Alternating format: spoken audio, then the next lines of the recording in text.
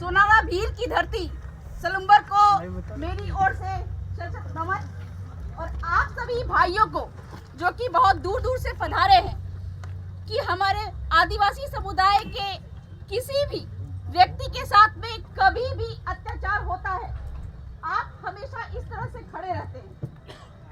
इसलिए मैं आप सभी को बहुत बहुत धन्यवाद करना चाहूंगी, क्योंकि आपकी यहाँ पे जो मंडली बैठी हुई है, धरना पे जो आप बैठे हुए हैं, इसकी गूंज यहाँ पे राजस्थान सरकार तक पहुंचे चाहे नहीं पहुंचे, आपके गुजरात, मध्य प्रदेश, छत्तीसगढ़, झारखंड और अन्य राज्यों तक फैल चुकी है। सुनने में ये आया कि हमारे कलेक्टर महोदय तक आवाज पहुंची नहीं है, उनको इस मामले की जानकारी है ही नहीं।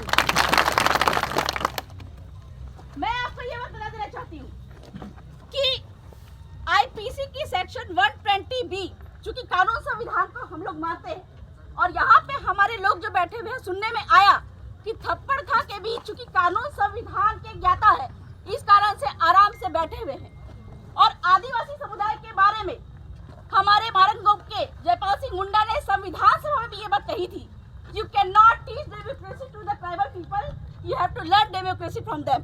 मतलब आपको आदिवासियों से लोकतंत्र सीखने की जरूरत है।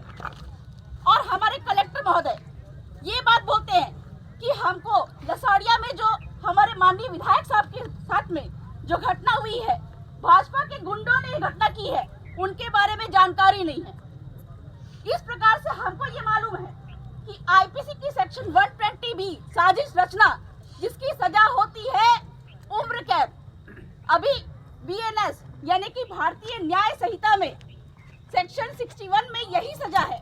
जहाँ पे जिस तरह का माहौल यहाँ पे है, हमें लगता है प्रशासन जिस तरह से हमारे आदिवासियों के साथ नहीं दे रही है, विधायक साहब के प्रोटोकॉल का ध्यान नहीं रखा जा रहा है और उनके साथ में दुर्व्यवहार जिस तरह से होता है, कहीं ना कहीं ये प्रशासन भी और कलेक्टर महोदय भी भाजपा सरकार से मिले हुए हैं, राजनीति से प्रेरित है। उन पे भी आईपीसी की सेक्शन 120B, बीएनएस की सेक्शन 61 के तहत कहा जाए साजिश रचने का केस लगना चाहिए। तो 2 दिन चूंकि कानून संविधान के ऊपर में कोई भी नहीं है और जिस तरह की साजिश रची जा रही है, ज्यादा दिन हम यहाँ पे धरने पे नहीं बैठेंगे, लेकिन 2 दिन का अल्टीमेटम मैं देना चाहूंगी।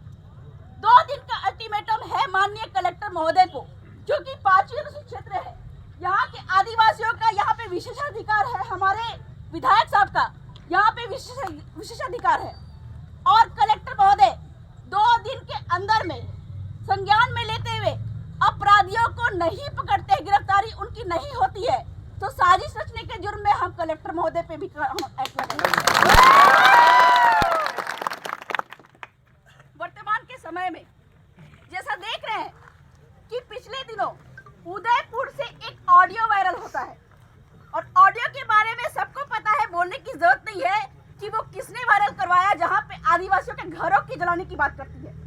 लेकिन एक बात मैं ये भी कहना चाहती हूँ कि जिस तरह से लोकतांत्रिक तरीके से आप लोगों ने अपने आप को स्थिर बना के रखा हुआ है, कहीं ना कहीं मेरे भाइयों ये आपस में फूट डलवाने की कोशिश है।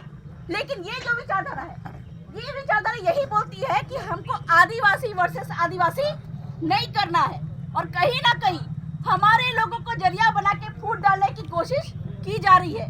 लेकिन आप लोगों को यहाँ पे उदंड नहीं होना है, किसी भी तरह का वायलेंस क्रिएट नहीं करना है, क्योंकि ये शासन चाहती है, ये सरकार चाहती है कि आदिवासी आपस में उलझे। हम कानून संविधान को मानने वाले हैं। 2 दिन के अंदर में अगर कलेक्टर महोदय आरोपियों को, दोषियों को गिरफ्तार नहीं करते हैं, तो 2 दिन के बाद में उनके नाम पे एफआईआर होगी। ये मैं आप लोगों को क्योंकि जोधपुर हाईकोर्ट जाना है, और जोधपुर हाईकोर्ट में भी कलेक्टर महोदय के खिलाफ में बात रखनी है, हमको वहाँ पे प्रोसीड करके आना है। इस कारण से हाईकोर्ट निकलने वाली हूँ, इसलिए मैं बहुत ज्यादा तो बात नहीं रखूंगी। लेकिन जिस तरह से शांतिपूर्वक तरीके से आप यहाँ पे धरना पे बैठे हुए हैं, कलेक्टर महोदय को मजबूर कर दीजिए कि वो आए और तत्काल यहाँ पे संज्ञान लेके आपको शांतिपूर्ण तरीके से यहाँ से उठाए। तो यही बोल के मैं अपनी बातों को विराम करती हूँ। जय जवान।